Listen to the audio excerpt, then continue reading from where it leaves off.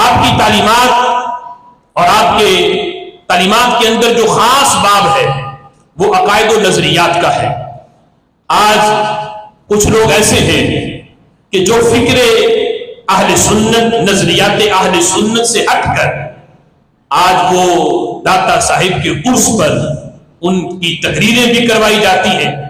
اور یہاں تک کہ ان کی صدارتیں ہوتی ہیں وہاں پہ ایسے پیروں کی جو عقائد و نظریات حضرت داتا گنج بخش علی حجویری سے بالکل ہٹ چکے ہیں۔ تو ذرا سوچو کہ اگر ایسے لوگ وہاں پہ آئیں تو داتا صاحب کو کتنی تکلیف ہوتی ہوگی کہ میری تعلیمات کو اجاگر کرنے کے لیے یہ عرس کی محفل رکھی گئی اور بلایا ان لوگوں کو جا رہا ہے کہ جو میرے عقائد و نظریات سے ہٹے ہوئے سارا سال اپنے مریدوں میں یہ میرے عقائد و نظریات کی مخالفت کریں اور آج میرے ہی عرس پہ آ کے یہ صدارتیں کریں، تو ایسی کتنی تکلیف ہے اس صاحب مزاج کو، داتا گنج بخش علی حجویری رحمۃ اللہ علیہ کو۔ حضرت سیدی داتا گنج بخش علی حجویری رحمۃ اللہ علیہ،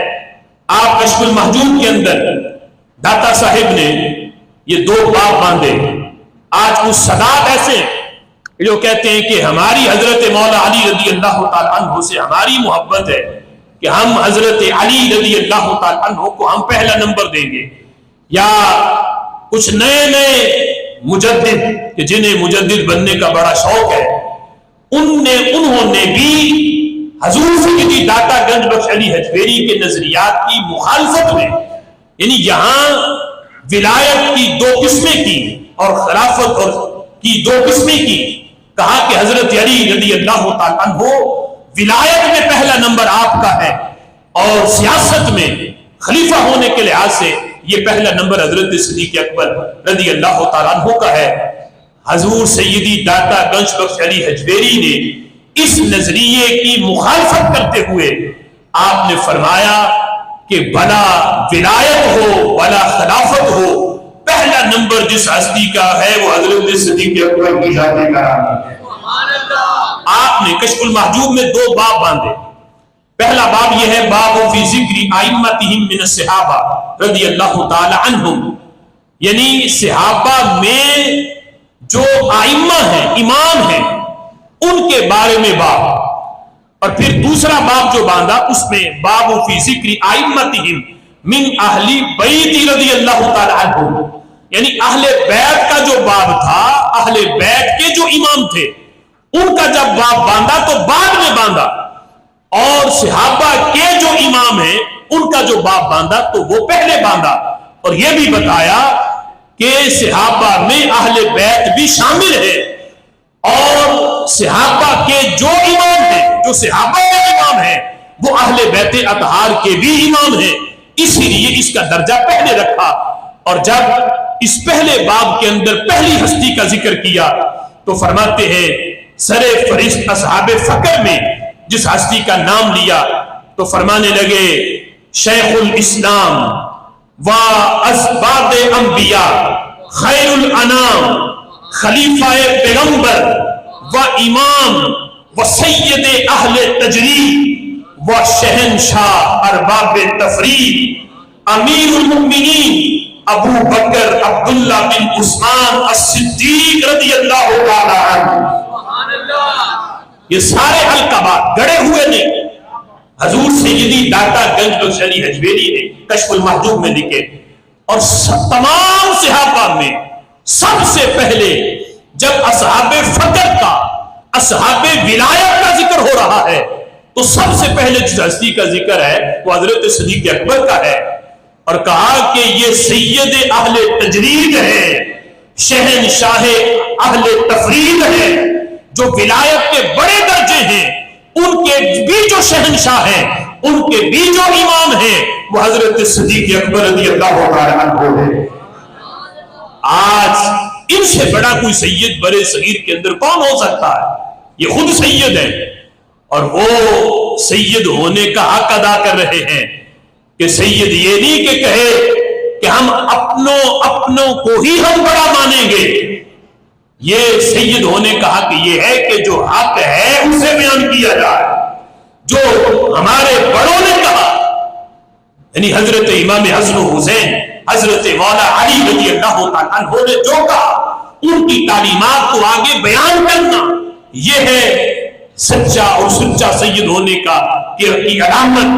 داتا صاحب کہتے ہیں جو تمام صحابہ میں ہر لحاظ سے جن کو امامت کا منصب حاصل ہے وہ حضور سیدی داتا گنج بخش علی حجویری ہے۔ یہ بیان کر کے آپ نے روافض کا رد کیا اور پھر خوارج کا رد کرتے ہوئے، چونکہ داتا صاحب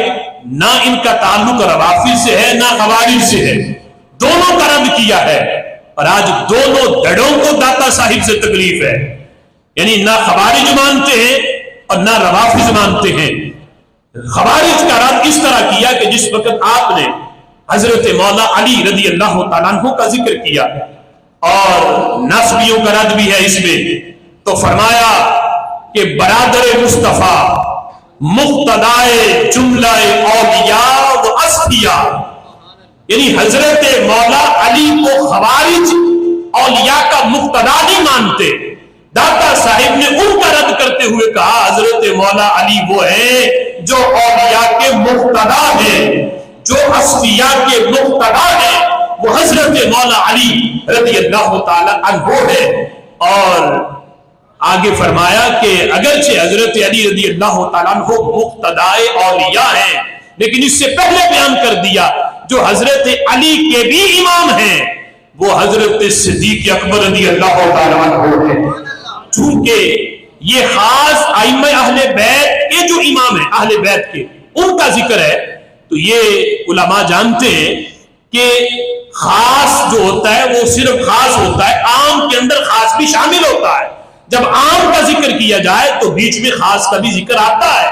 جب تمام صحابہ کے اماموں کا ذکر ہو رہا ہے تو وہ امام جب ذکر ہوں گے تو وہ صرف صحابہ کے نہیں، وہ اہل بیت اطہار کے بھی امام ہیں۔ تو صدیق اکبر رضی اللہ تعالیٰ عنہ کا سب سے پہلے ذکر کرنا